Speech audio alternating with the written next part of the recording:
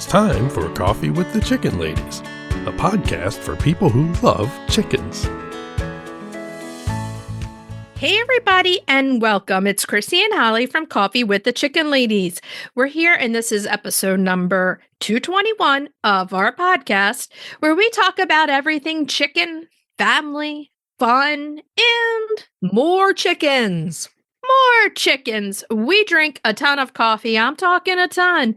But most importantly, we hug chickens every day. And we kiss them too. Don't forget. We brew coffee from a little coffee roaster in Houston, Texas. Bright and early coffee. Holly Ann, what kind of coffee are we brewing today? Breakfast blend. In the afternoon. It is the afternoon. But what if you slept until the afternoon and this is your breakfast? Then it's brunch. Okay, so brunch blend.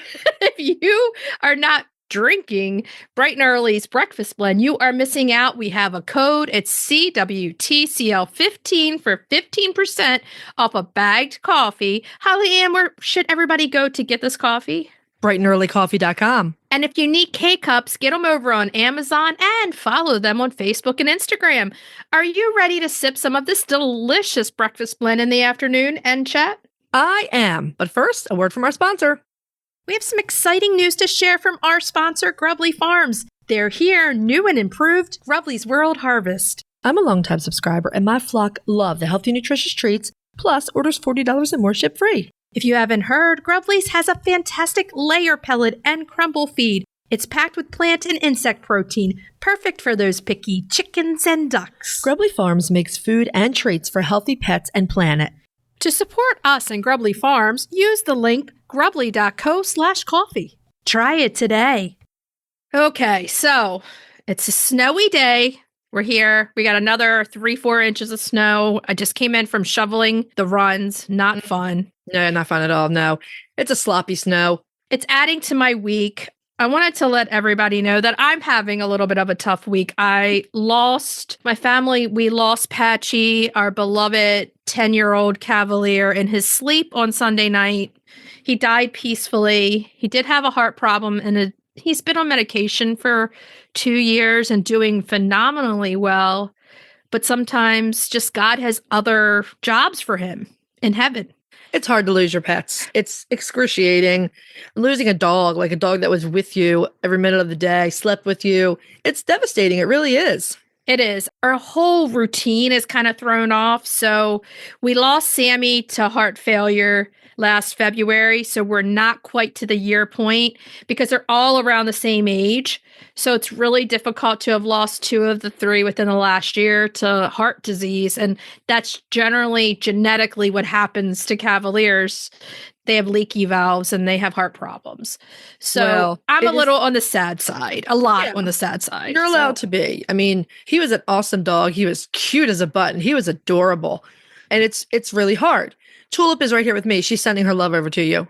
I know. I love Tulip. And Sweetie, his brother's left, who's left alone. He's never been by himself in 10 years. So, it's kind of like, what do? He's on heart medication too, but he's not prolonged into It's not a question of what do. You know what to do. You got to get him a companion for his quality of life. Right now, I am his everything. He's following me every single footstep.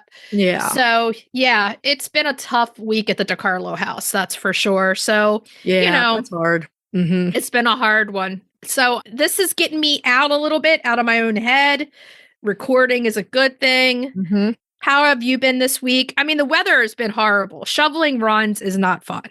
Well, you know what happens when I'm left to my own devices for too long? I do things. I invent things, right? Oh, yeah. Well, I signed up for a year-long permaculture course. I have flirted with permaculture, right? I have 4 acres to play with, right? I've flirted with permaculture, but I've not found like a mentor or a system that really resounds to me. Right. I stumbled across a course from a woman's permaculture guild.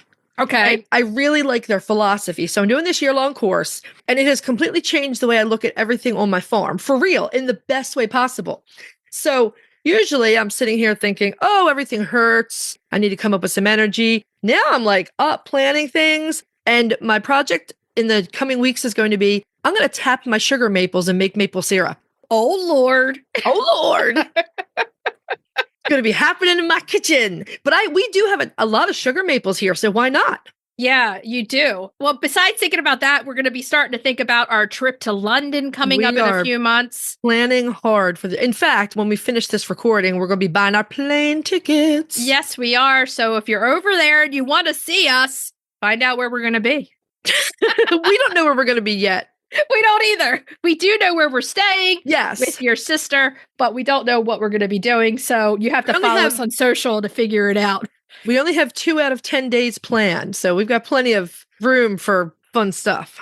Exactly. And on that note, if you're listening to our show and you're loving it, go over to Apple Podcasts and leave us a written review. We want to thank the last few people who have left us a review recently. Yeah. It means the world to us. And we're not joking. When we read those reviews, we share them with each other. It makes us so happy. Thank you. Thank you. It helps us grow. The other way that helps us grow is if you hit that subscribe button, because they count them and you never want to miss an episode. If you're looking for other ways to help support the podcast, you can tell a few chicken, duck, and goose-loving friends about us. You can share your favorite episodes on social media. You can become a patron of the show at patreon.com/coffeewiththechickenladies. Thank you to all of our wonderful, wonderful patrons. The other thing you can do to help support the show is visit our website and our show notes, use our affiliate links and discount codes, and buy products from our sponsors. Yay! So, winter is coming. It's better when Sean Bean says it. Can you stay on topic for just a minute? What topic? Winter. Well, chickens, obviously, and igloo coops from Omelette. Oh, yeah. You got to have an igloo for winter. If you don't know igloos, they're engineered for extremes, double insulated, waterproof, and stormproof. They keep out any weather and all predators. And you can just wipe them clean. My girls and little man are so comfy in their Igloo Pro. Mine too. Warm and dry all year round. Winter is coming. Be ready with an igloo. Search Omelette. That's OMLET. Hey, Chris. Yeah. Do you like monthly subscriptions? Does it have anything to do with chickens? Of course. Then yeah. Let us take a minute to tell you about Chicken Love. You get a monthly Chicken Lady tee, treats for your flock, and a keeper care card. And did you know with every multi-month subscription, you get a free Chicken Love logo t-shirt? Really? Yeah. It's $36 a month with free shipping. What are you waiting for? Get off the nest and click already. That's chickenlove.com. That's chickenluv.com. Get your subscription today. The Breed Spotlight is brought to you by Murray McMurray Hatchery, defining quality for generations. For over a century, Murray McMurray Hatchery has remained a trusted family-owned business, working tirelessly to ensure our poultry meet the highest standards. Whether you are an experienced enthusiast or just embarking on the journey, look to McMurray Hatchery for guaranteed quality, rare and heritage breeds, low minimums, and all the supplies you need to raise your flock. Request a free catalog today. Oh, it's snowy, but we're sitting here, and we're gonna give you another Breed Spotlight, yeah! Yay! Yeah. This week's Breed Spotlight is The Malines. That's what it is. It's a little different than what we said, but hey. Oh, yeah. We were going to do the owl beard, and then I realized that we just did the owl beard a couple of months ago. The reality is, like in the very beginning, I could tell you what we talked about, what episode, but by year 5, that's gone. It's gone, man. It's gone. I don't know what we do. I have to look back constantly to figure out what we did when. When we tell you that you need to Google something to find the episode number, that's what we do. Well, right. I mean, we're not saving anyone any time here because we're like, I know we did an episode on frostbite. When was that? And you're like, I don't know when that was. It had to be the winter. The winter of what year? The thing that makes it easy is if you go straight to Buzzsprout where our podcast lives, like if you're on our website, just use the up top navigation, go right to podcast. Yeah. And better known as the menu. Yeah, that. And now you're throwing me off my game. Okay. If you go to where our podcast lives on Buzzsprout and just click the menu for episodes, there's a search box right there. And it searches all of our episodes. And we use that now because it makes it easier for our old brains. Oh, we can't remember week to week half the time. That's for sure. I can't remember what you told me 2 hours ago. No, my personal favorite before we get into the breed spotlight is it might have been last week or the week before. I'm sitting there. I had an appointment at 11 that ended at noon. And I was like walking the dogs and I came in, I was sitting down. I knew we had said 12:30 and I was eating my lunch. And at 12:12 comes a text message that says, "Are you ready?"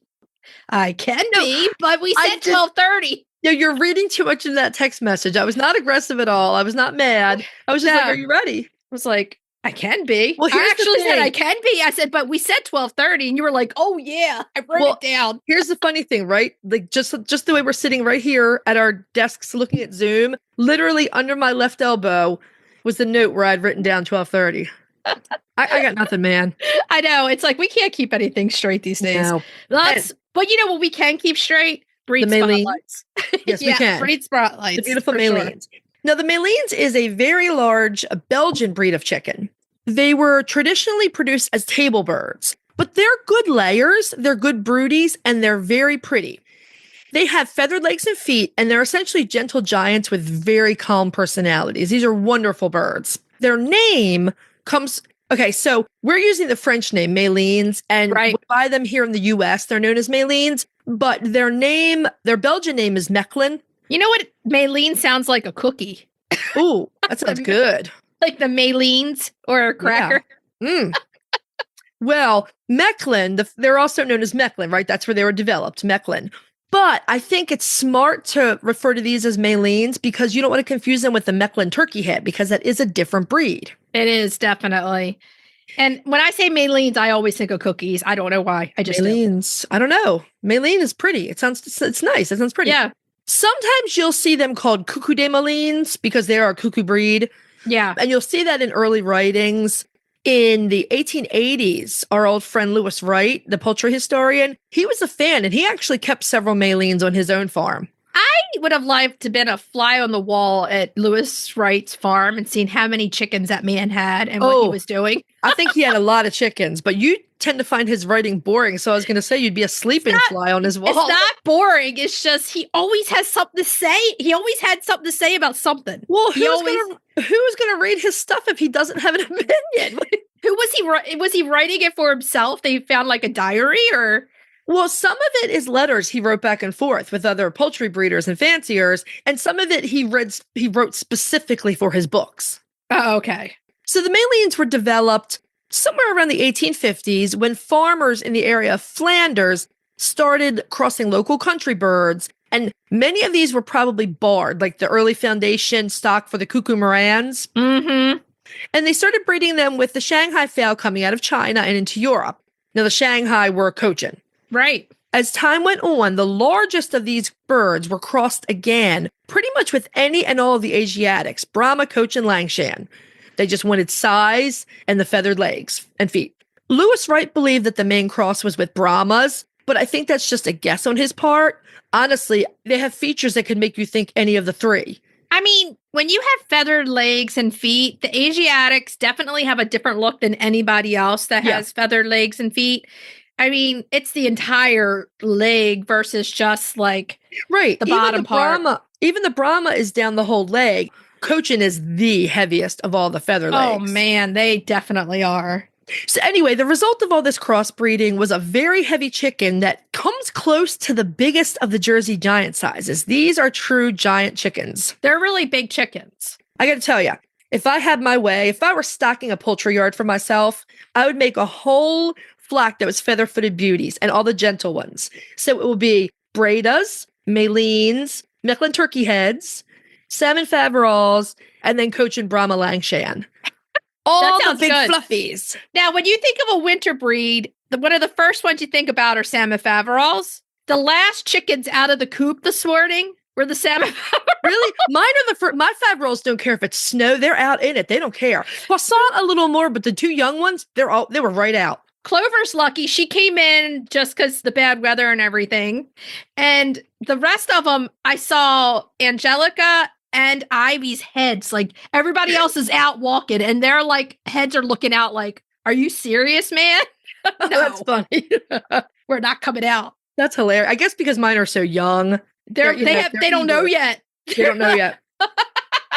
And this morning when I opened up all the runs, because all winter they have not been out in snow. Yeah. It took forever. They're like, no. Yeah, no. That's even after shoveling. Don't want to do it. But yeah, I mean, the Asiatics, they're big. And if you cross birds with them, you're going to get really big birds. Yeah, you are. I mean, to the point where I would wonder if some Langshan is in there, just because the Langshan is one of the taller of all these breeds. Right. But it's probably a bunch of them. The Malines are considered a rare breed here in the US and in their native Europe. They were essentially, we know this story, replaced by production hybrids after the World Wars, and they've just been kept alive by, enthusiasts of the breed, fanciers. The British Poultry Club does have a breed standard, but they are not American Poultry Association accepted. These birds do grow and mature slowly, and of course, that fell out of favor as industrialization took over agriculture. I think, that's people get impatient. It's like, just be patient. They have to grow, right? Right. I mean, traditionally, people that were raising table birds, they would let them mature for a season, essentially. Right. I mean, you weren't harvesting them at 6 to 8 weeks or whatever insane time people do now. Well, the other thing is, at that time, they were hungry because the war had taken out a lot of food options. So they're like, come on, eat. So it wasn't a good thing. So they're like, we need somebody who. I was like, what are you making up now? Where are you going with this? Never mind. They're hungry. They're hungry. The French and the Belgians are hungry. Anyway. Okay, so let's get into the nitty gritty of the Malines. The roosters will run, drum roll please, between 9 and 12 pounds. Big birdie. That's a big boy right there. That's when you say big boy. Yeah. It's a 12-pound barred rooster coming for you. The hens are up to 9 pounds, which is an armful of love. That's what that is. There's some lots of chicken for some lots of loving. Lots of loving. Lots of hugging, everything. So the most common color, they're cuckoo. So it's black and white. White and gold cuckoo are much more rare, but still turn up here and there in places. I did find a painting of the gold cuckoos, and they're gorgeous. They reminded me of the Bielefelders a bit. Are they gold and black? Is that what they are? It's more like golden grayish, I think. Okay. Because I was like, what's the other color that they're barred with? Because it's not a solid black. It's softer. So it's more like a dark gray. Okay. So the Malines do have a small straight comb, intense orange, reddish eyes, red earlobes, feathered legs, of course, and feet, white, and those white legs that you're not going to see because they're feathered. Right. And somewhat small wings for their size. So they're not going to be able to fly anywhere. No, they're not flying anywhere. They're not flying anywhere for a bunch of reasons, but that kind of amused me. Their wings can't be, it's not like they're freakishly small like a T-Rex, but... I was going to say, what else has really small? It's a T-Rex. T-Rex, yes. Yeah, because whenever I do a selfie, I'm like, I've got T-Rex arms because my arms are short, so I can't. Pete calls me alligator arms, actually. It's like, oh my God. Okay, so they have a lot of soft feathering. I mean, a lot of it. They're very profuse and softly feathered, much like the British breeds are. Yeah, and it's a big help in the snowy region where they are, in Belgium where they were developed. So they need that extra fluff. That's for sure. So the hens are going to lay about 150 plus large, light brown, tannish colored eggs per year. Not great, not bad, right in the middle. I think it's pretty good. It's very respectable. It's respectable. That's maybe 3 a week during the laying season. And probably their first year or two, it will probably be 4 a week. It'll probably be a little more. Right, exactly. Everybody's like, this is such a great layer. The first year, everybody's a great layer. They're like, hurry up, get these eggs out quickly. And then they're like, I don't feel like laying an egg today. Forget it. I'm not going in that box. I just told you the other day, my Swedish flower pansy, who is turning 9, she's laid me a few eggs. So that tends to be what happens with the older girls if they keep laying. You get a couple eggs in the beginning of spring or late winter, beginning of spring, and that's it. It's kind of like they have to feel like they have to lay an egg and they really don't want to. They're like, this is work, man. I don't want to do it. Yeah, they just get that urge and then they're probably like, whew, I'm glad that passed. Now, even though they lay 3 a week, they do go broody and they are very good moms. Mm-hmm. So that's a good thing or a bad thing, whether or not you want them to be broody or not. Well, if you're using them as sort of an all-purpose homestead bird, kind of like Fiona and Hugh do with their Orpingtons, then broodiness is an asset. Right, exactly. They're a great farm or backyard bird. They're an excellent dual-purpose homestead breed. They are gentle and friendly, and that makes them a really good bird for families. I mean, that's one of the best things to hear is that their personalities are nice. And that's what we talked about before. We look at personalities usually first and foremost. Yes. Well, that's why they're in my giant group of feather feet. Holly's in. On the rod, it says, Holly's giant group of feather feet. I like that. I like it. Yes. They are pretty good foragers. They like their foraging time, but apparently they deal well with confinement. And that's often the case with the big, gentle birds. Exactly. They're a little bit more laid back. They like to lay around a little bit more. Me too. Yeah. They generally do well in a mixed flock. We would caution putting them in flocks where there are already bossy breeds in charge, because this is a bottom of the pecking order bird. Right. So have that lazy flock. You need it. Yes. Now, their large body mass, it helps them. And they have lots of soft feathering, like I said before. And the feathers on their feet and their legs make them really cold hardy. Yeah, imagine the opposite when it's hot. Well, that's the problem, right? Great for a northern climate, but not a great choice for a super warm climate unless you can keep them cool. They're the kind of bird that you're going to need deep shade, the fans, the cool water, all the things. They're going to need all of that. Right. I mean, it's like you can kind of see where it's going. A bird that's really good in the cold is not going to be great in the heat because they're heavier. They have all the feathers everywhere. Those things go against you. And the heat to me sometimes can be even worse than the cold. So you have to really watch. Roosters. I loved this. And I saw this over and over. The roosters have a reputation for being very gentle and friendly. You'll want low roosts with this breed. Just like I tell people with Jersey Giants, you do not want them jumping down from a big height. Sure, lots of them do it without trouble, but you don't want to have the bird that comes down and injures a leg, because that's a big bird with an injured leg right there. Yeah, and I like to go back to the fact that the roos are coming in gentle and friendly. That's great, because look at me with a gentle roo. It can really enhance your chicken keeping. So if only people knew how loving they were. Really, for real. Honestly. Yeah, exactly. Well, we did find out that little man does not like gloves. So I cannot wear gloves. He likes to see he's used to my bare hands. So like if I'm wearing gloves because it's cold and I go to switch the food or water, he gets upset at the glove. It's like, and then you take the glove off and he's like, okay, I know who you are now. He doesn't like it. I had a dentist appointment yesterday morning. And as I was going around feeding everyone, I've talked about how friendly my bachelor flock is with the Nankins. Yeah. Well, I was freshly showered, right? As one does before going to a dentist or doctor's appointment. And they decided they were all going to fly up and land on my back and my head and my shoulders. And I just kept trying to lift them off of me and saying, please don't have poopy feet. Please don't have poopy feet. It's like first thing in the morning, they come out because they walk. Oh, it's not good. It was not good. So I think my hair was fine. Thank you. But I was just, as soon as the first one landed, you feel their toes go into your hair. Oh, yeah. You're like, oh, no. Yeah, it was fine. But I was like, gee, this is probably the only time I wish they weren't so friendly. Exactly. Okay, so here's the big question. Where do you get this chicken? You can get the wonderful Malines from Greenfire Farm. They imported them in 2013. They do sell them as straight-run day-old chicks. They are currently sold out of hatching eggs. A Google search brought up some other breeders in the US and Canada.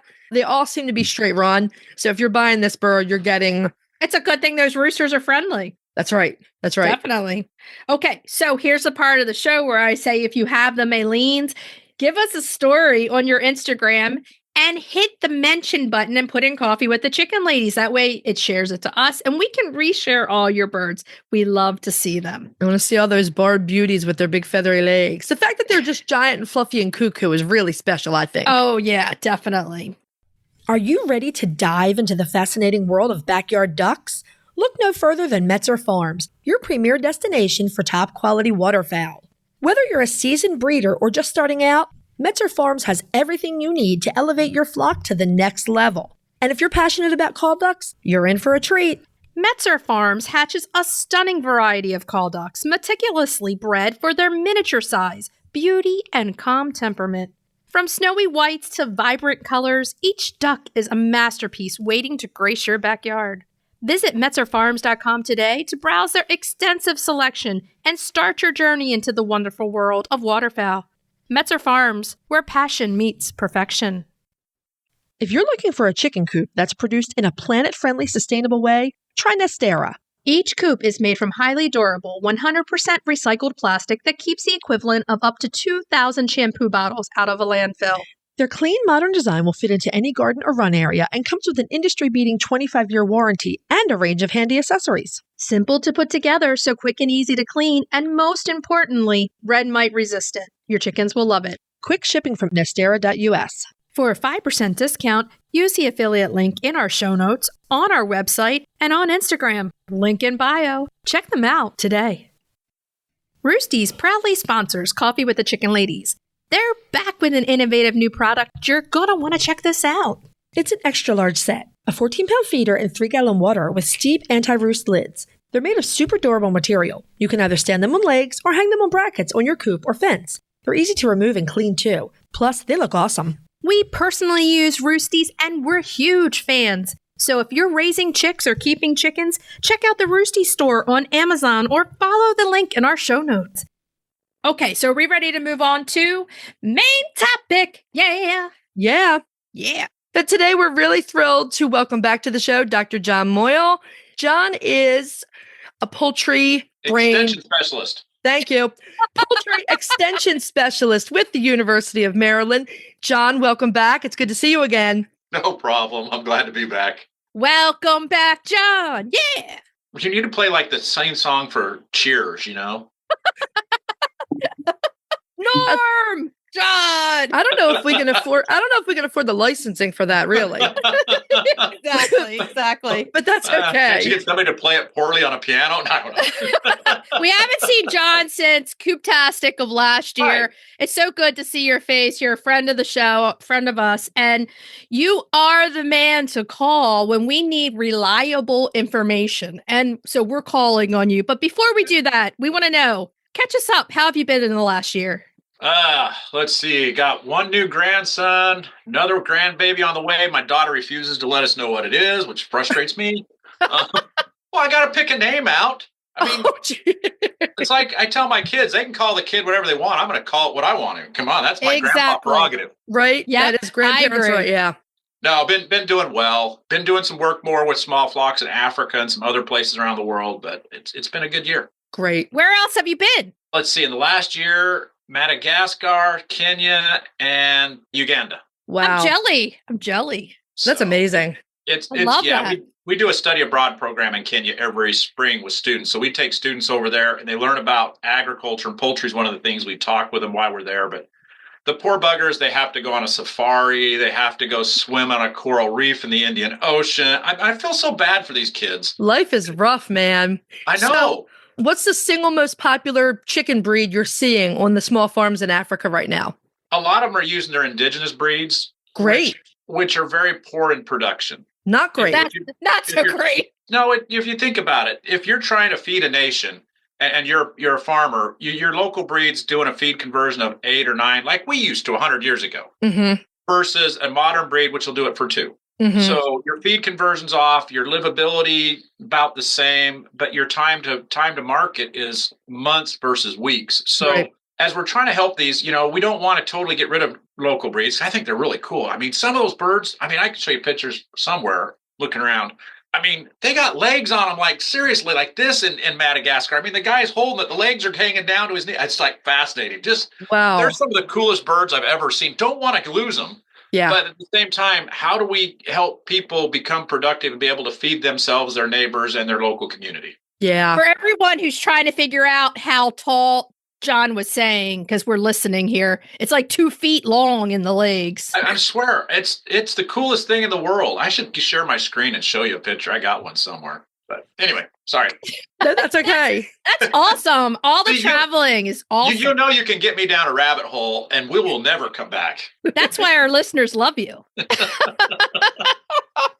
Well, one of the things we wanted to talk to you about today is in the realm of not so fun, and that is avian influenza. So everyone's being drowned with information on avian influenza right now. And we had a lot of listeners reach out. They want to know, like, the truth. What's really going on? You know, what's going on with eggs? What's going on with flocks? Anything you can tell us? Well, it's been bad. Basically, the avian influenza is in the migratory waterfowl. And we're seeing it, I mean, more of the commercials, what I've been associated with more than anything. And we're seeing that very much associated with where the migratory waterfowl are at. For example, here on Delmarva, where we have these huge flocks of snow geese, where they're where they're resting at night and they're feeding, is where we're seeing these farms get affected. And we're actually having problems with dead geese. I mean, in the morning, they'll leave the pond to go eat, and there'll be dead geese still floating on there. So you have the departments of natural resources trying to remove these geese. So if you have listeners that have dead animals, I mean, waterfowl or something on their farm, you're better off calling your DNR and having them come take care of it. Because if you go out there and it is avian influenza and you're picking it up, you're now exposing yourself, and you have the potential to take it back to your house. If it's one bird, they may ask you to take care of it, like wear some gloves, double bag it. But if it's multiple birds, just have them call. Now, you need to distinguish if it's one of those birds that flew into your window and knocked itself out or killed itself. That's different than something that's died from a disease. Yeah. The other thing you mentioned was the price of eggs. And I honestly had a text from my sister this morning who lives in Southern California, and it was $15.99 for an 18-count egg. Wow. I'm like, if you got a small flock, get a security system. I'm telling you now, man. No. So my husband and I have 3 geese, and they just started laying this morning. I mean, enormous eggs, especially the Toulouse. Big. And I was like, we are rich. Lock up those geese. Right. That is a golden egg. It's a golden egg. They must have had an avian influenza outbreak.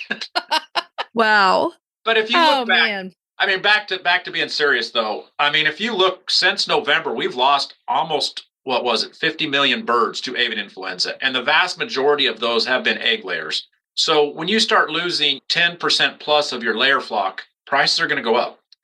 And you also have states which have these mandatory outdoor access and all these specialty types. Well, they're more susceptible because they can't practice as tight a biosecurity. Having said that, the majority of states now, the state veterinarians are requiring people to keep your birds locked up because it's just the right thing to do. It's a welfare issue now for your animals. It feels good to let them run around outside and play and do and chase around, but it's in their best interest to keep them locked up right now, particularly if you're in an area with a lot of waterfowl. Yeah. So can we circle back for everyone who is new here? We don't circle. You know that. We kind of might meander, but we don't circle. Everyone who's new to chickens or new to learning about AI, and start with just what is AI, how does it affect the birds, and how is it transmitted, and why is waterfowl the carrier and such a big part of this? So that's a lot of questions. I'll keep it really simple because I'm a simple guy.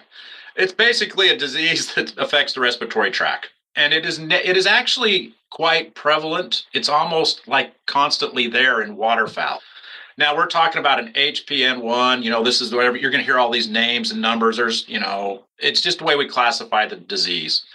This actually started, I think if I remember right, back in the 90s in Southeast Asia, in Guangdong, China. So this has been going on, and it's been around the world, and it's mutated a little bit now and then. And this mutation seems to help it to transmit. Now, we haven't really had it till the last few years in North America because it was in that flyways over there. And finally, some birds went up into the Arctic to nest, and the birds from here went there, and they kind of shared disease and brought it back. And that's how we got it to us here. If it's in your birds, typically you're going to start seeing some respiratory issues. And there's different ways. Meat birds seem to be a little bit more sturdy in that they don't die as quickly, but they do die.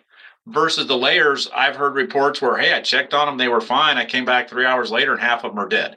So the classic symptoms are, the red comb, the snooky nose, the green diarrhea, things like that. We're not always seeing that. Sometimes they're just dying so quick that's not happening.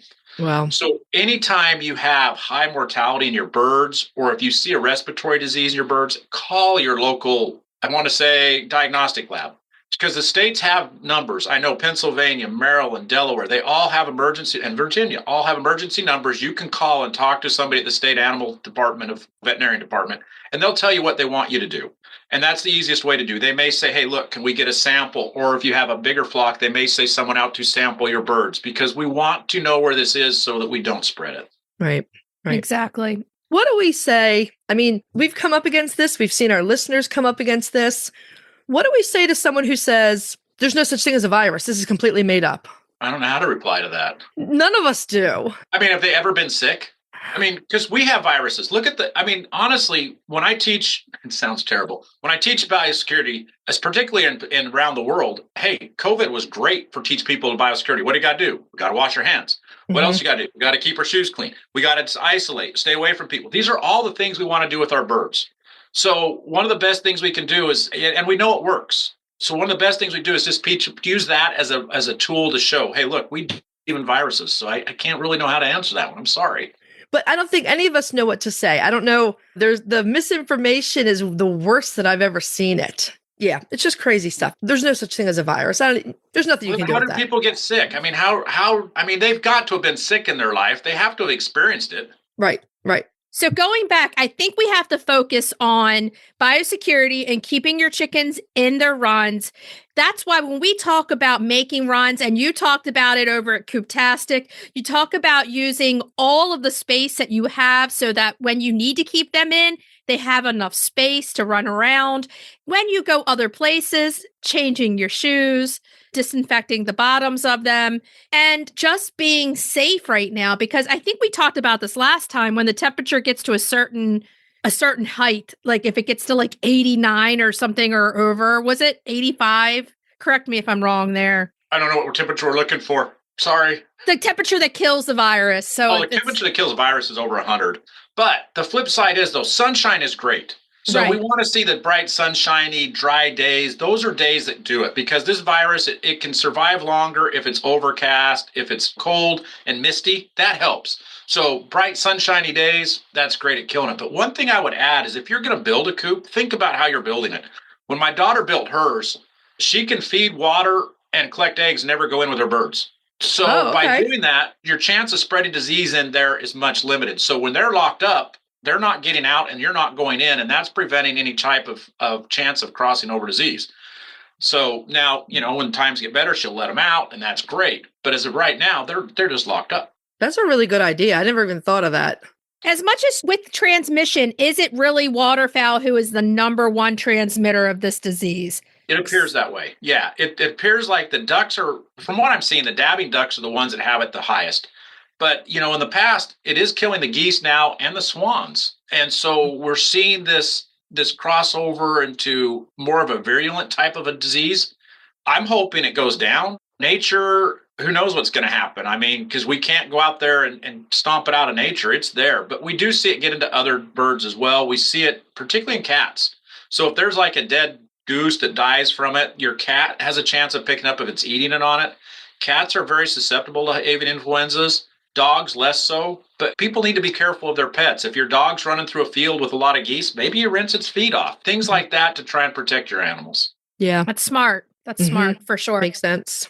So prevention, and we always say, don't be afraid, just be knowledgeable and know what you're dealing with and know how to prevent it rather than being fearful of it, because that only causes more problems in the end. And if it does happen to you, don't be afraid to let authorities know, because then it can be taken care of properly. Some of the farms I've watched that have been hit this last time, I know practice very, very good biosecurity. Yeah. They just happen to be next to a pond or some place that the geese would go to. They were just bad luck. And sometimes it's kind of like a car wreck. Sometimes we're doing everything right, we still get hit. And that doesn't mean we want to go hide it or anything else. We want to get it reported and taken care of properly. Yeah. Wow. So let's go into egg prices and the fact that they're so high, and exactly why does that happen with AI? It's pretty common sense. Yeah, it is. It's the number of layers is really hurt. Like I said, 50 million birds in the last 3 months, and the vast majority of those are layers. And if you figure, let's just say 40 million of them were, I don't have the exact numbers. I can see USDA how many have died, but I don't know how many of each one right now. But if we look at that, say 40 million layers, we only have a population of 378 million layers total. So you're looking at better than 10% of their population gone. And that's just in the last couple months. And then you might the ones that died before that. So, and it takes time, because to replace these layers, we have to order the babies, we have to hatch the babies, we have to raise the babies. So you're looking from the time the egg hatches, you're looking 5-6 months before you're starting to get eggs. Yeah. So there's this time frame that just can't reply. Yeah, you can't make a bird come into lay any faster. She's gonna be ready when she's ready. Yeah. So what we want to do is we want to molt them. So we'll do a forced molt where we kind of slow down. We cut their light back so that they think it's wintertime, so they quit laying, and then we add the light back in, they come back into lay. By doing that, we're able to recycle or use for another cycle those older layers. They don't produce as much, and it's a little bit more expensive because they're bigger, but it's one way that we can recover quicker part of this egg production. It sounds good. I was just seeing on the news, even this morning, that different restaurants are charging like 50 cents plus as a surcharge on serving eggs, and grocery stores are doing it too. I'm like, makes man. sense. It does. If you stop and think about it, like I said, my little sister said it's $16 for 18 eggs. What is that a piece? That's like over 75 cents an egg. Mm-hmm. Yeah. Oh, yeah. Yeah. Well, eggs are a hot commodity. That's right. So everyone with a backyard flock that's laying well is probably patrolling their property with a shotgun right now. And they're probably underselling their eggs for a low price. They could probably do a little bit more. Yep, absolutely. Yeah, supply and demand runs the market. And they're the most popular people in the neighborhood now where they weren't before. So, it's like, hey, come out to the car. I got some eggs for you. all the memes are out there. So, yeah, AI is out there. The best thing to do is to prepare. Just prepare for it. Keep your chickens safe. Keep you safe. Don't go around to a lot of different farm areas right now and come back home with the same shoes on. Or hiking, especially around where we are in Maryland. There's all kinds of waterways where there are migratory fowl. So if you're hiking, don't even take those shoes anywhere near your chickens. It's hard to walk anywhere right now along any of the things without poop somewhere. Yeah, There exactly. are different everywhere. There are different places. We used to hike a lot around the Conowingo Dam, and we stopped because you could see the bald eagles there and everything, but I was like, we can't do it anymore. Mm-hmm. There's It's just sad. too much Some of of the a bald chance. eagles are dying from this as well. I mean, that's really sad. The buzzards, the bald eagles, vultures. It's going to be interesting to see how nature recovers from this. Professionally, I don't think it's ever going to go away. I think this is something now that it's so endemic in the wild population that we're going to have to be aware of every year. Do you foresee a vaccine in the future?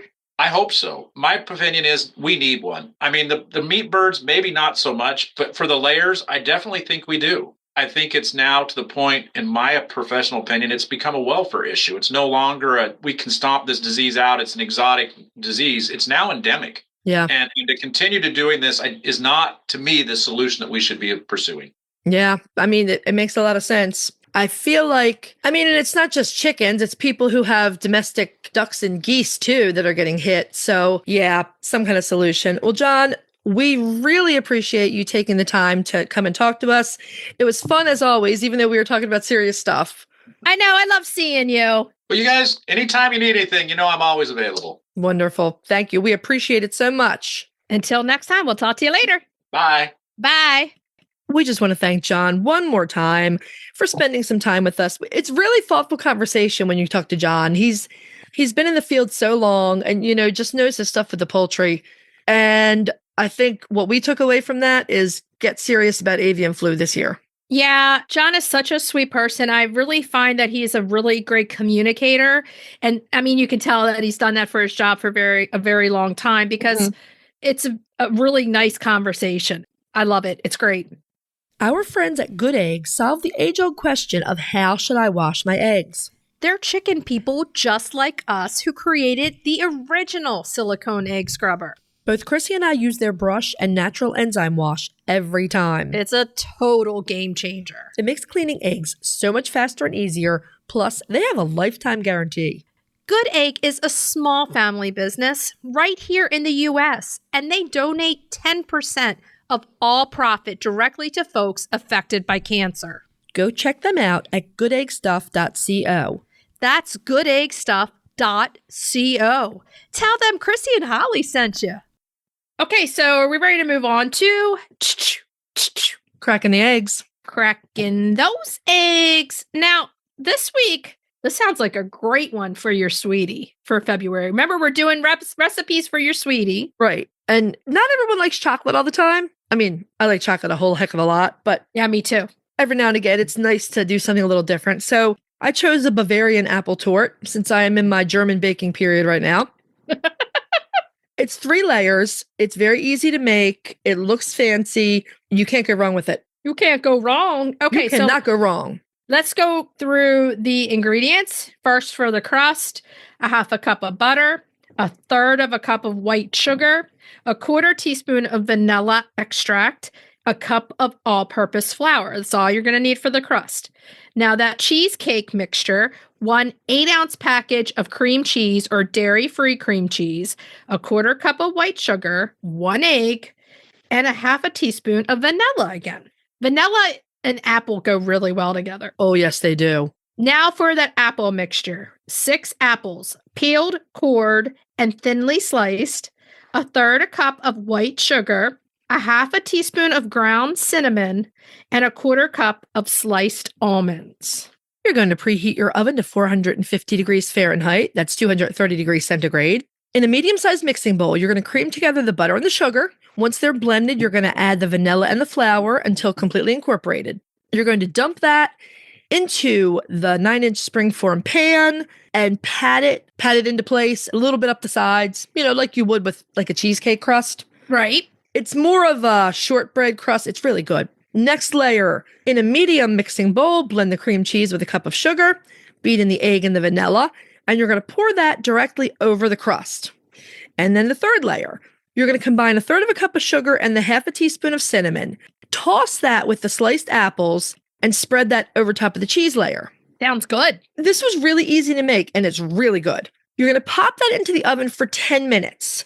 At 10 minutes, you're going to reduce the heat from 450 to 400 or 200 Celsius. You're going to continue baking for another 25 minutes. At that point, you're going to pull it out and you're going to sprinkle the almonds over top of it. Put it back in and bake it until the almonds are lightly browned, and you're going to see the juice bubbling around the edges of the apple, so you're going to know they're done. I think it was maybe another 10 minutes max. Bring it out, let it cool. Because the cheesecakey layer, it's not super thick, but I think it's best when it's chilled. Yeah. So I served this the next day, just let it chill overnight. It was that easy. It was delicious and looked impressive. As my mother always says, it's always better when it congeals overnight. Yes, the cheesecake layer has to congeal. She says it about everything. Well, That's it's better hilarious. the next day because it congeals together. It only uses 1 egg. I should say that if you want more cheesecake layer, you can double that layer. Right. If you want it a lot thicker. I thought it was perfect the way it is, but I like the apples. Oh, yeah. I mean, I'm getting a lot more eggs right now, so Me too. the 1 egg, I'll be like, oh, I could add an extra egg in here, that's for sure. So Mirabelle the goose, again, she's a production strain of Toulouse, and that's not the same as a hybrid. That just means in France, some of the Toulouse were selected for more egg laying. Right. She's been laying an egg every other day since she started. And really, they're supposed to lay like, what, 60 to 80 a year? Yeah, her breed, yeah. I think it's more like 40 to 70 for her breed, but It's like I said, they start off and they're like, get them out. Go, right? go. I'm laying. I was worried the other night because they were out free ranging with me and she made a beeline for the shed because usually she lays in the morning. She made a beeline for the shed, and this was about an hour before bedtime. She was in there on that nest, arranging and rearranging and throwing stuff on her back and rolling the egg around. And I thought, I just barely am learning what to do with these geese. And now I've got a broody one, but she wasn't. She came out the next morning. Thank goodness. I was worried. I do not need a broody goose this early. You do not have a boy. You do not. They're Well, I'm never not gonna sure. hatch. I'm not entirely sure. I'm starting to think Pfeffernuss is a boy. What? Yeah. Yeah. She'll guard Mira when she's on the nest. And Really? it's a guess. I don't know for sure, but there's something about that goose from the beginning. I've been thinking that she might be a boy, but we'll see. I hope I'm wrong, Only time will tell. but it doesn't matter. I'd be just fine with having a gander. Yeah. Okay. So try it. You might like it. It's a great tort, and it's apple, and we know that Holly-Ann loves her apples. So Yeah. Okay, so let's move on to retail therapy. Retail therapy. Yeah. This week's retail therapy, we're just putting something that's kind of in the lines of what we talked to Jon about, and that is biosecurity. So we want to talk about Chicken Lady footwear and what's out there, because I don't think we've actually talked a retail therapy about Chicken Lady footwear. We've done different companies. We've done a couple different companies, right? I mean, and the companies we reviewed are what I use. So right now I'm using Perfect Storm chicken boots, which we both own. They're amazing. They are fantastic. I love them. And my alternative is chicken sloggers. The sloggers. Those are the two big ones. And I don't know if Perfect Storm, are they still out there? I don't think so. Pete was trying to find them to buy them for me for Christmas last year. And all he found was a company. It wasn't Perfect Storm. It was like a reseller. And they were selling them on clearance. So he bought me 2 pair. Yeah. So I don't know if you'll be able to find them. Sloggers is what I wore out there this morning. We have multiple pairs. You can get them in high boots and shoes. Muck boots. They have similar. They have a chicken print as well that's similar. So that's probably my second choice. Now, the other thing is you can wear the trusty Crocs. I wear those out there. I have Crocs that are just for the chicken run, and that is it. And they're so easy to disinfect the bottoms of. So let's talk about Chicken Lady footwear. It has to be something that is easily disinfected, that you're only going to wear to walk from your house to your chicken run and back. And that is it. Right. And nowhere else. So it doesn't have to be beautiful, but they can have chickens on it if you want to do the chicken thing. I don't even wear the same footwear between my farm and the family farm. Right. And when you come here, I have shoes for you to wear to go out to mine. And I take off my barn boots. You know how I always have to change back into my barn boots as I'm getting in the car to leave? Because I don't wear my barn boots on your property. Right. I mean, we're serious about that. We are. So Sloggers is a really good company. Mm-hmm. They have the chicken prints. They have shoes and boots. I have the shoes, but they have shoes and boots. I have both. They have the shoes and the boots, and they have them in like a maroon color with the chickens and a gold. Yeah. And then I am a firm believer in Crocs. Now, there is always a problem with something, but the problem with Crocs is when you're like dealing with mud or snow, they're slick because they don't have a lot of grip on them. Right. So that's where like the muck boots and different kinds of things like that come into play. Now, I always suggest too, for your Chicken Lady footwear, to have Lysol wipes ready to wipe the bottom of them. It's as simple as a Lysol wipe, to clean them off. A little can. Yeah, a little can where you pour disinfectant in there. Would something like Novosan or chlorhexidine work in there? It kills bacteria and fungus, but I'm not sure the viral component of it. So that's why I say even just a Lysol wipe, something just to wipe the bottoms of your shoes. I'm sure if you Google alternatives, you can find all kinds of things to make foot baths with. Yeah. And there's taller boots and mid-sized boots. Yeah. It's all in what you want. And just take the time to find something that you're going to feel comfortable in, that's going to be comfortable, warm, and that you like, because you're going to be wearing them every day in the chicken run. And you might have different shoes for the summer versus the winter. Now, the winter, you're going to need something heavier. So just keep an eye out there and Google it. I just Googled Chicken Lady footwear and a bunch of stuff came up. Right. Yeah, there's plenty out there. There's plenty to choose from. And you don't have to have these name brands. All you have to do is have footwear that works for you and that you can either switch off for biosecurity or, like we said, sterilize it somehow. Even, I was going to say, stores, I don't know if everybody has like an Ollie's near them, but Ollie's always has rain boots. Rain boots you can wear out in your chicken run, no problem. Mm-hmm. And you can get a cheap pair for under $20 and wear them until they wear out, and then get rid of them and get a new pair. Whatever works to keep you and your flock safe. That's what you want to go with. And your feet dry and warm. Right. Okay. So should we tell everybody what we're going to be talking about next week? Oh, next week we're going to spotlight a brand new bird. And this is an interesting story. This is the buff duck, otherwise known as the buff Orpington duck. Sounds good. The buff duck. Main topic. If you're into really, really one-of-a-kind fancy chicken coops, listen to this episode because we're talking to Matt Dubois from Carolina Coops. Their coops are gorgeous. Mm-hmm. It's the last week for Sweets of Your Sweetie for February. The recipe we're doing is chocolate pear cakes. Sounds a little weird. Tastes so really good. So good. And Susan, thank you for this suggestion. Retail therapy is vintage duck casserole dishes. Yeah. Okay, so what should we tell everybody to do until next week? Hug your chickens, ducks, and geese every day and kiss them too. We'll talk to you next week. Bye-bye. Bye. If you'd like to see more of us, please follow us on Instagram at Coffee with the Chicken Ladies. If you'd like to help us grow the podcast, please leave us a written review on Apple Podcasts. If you'd like to become a patron of the show, please visit our Patreon page, patreon.com/Coffee with the Chicken Ladies. Thanks for listening.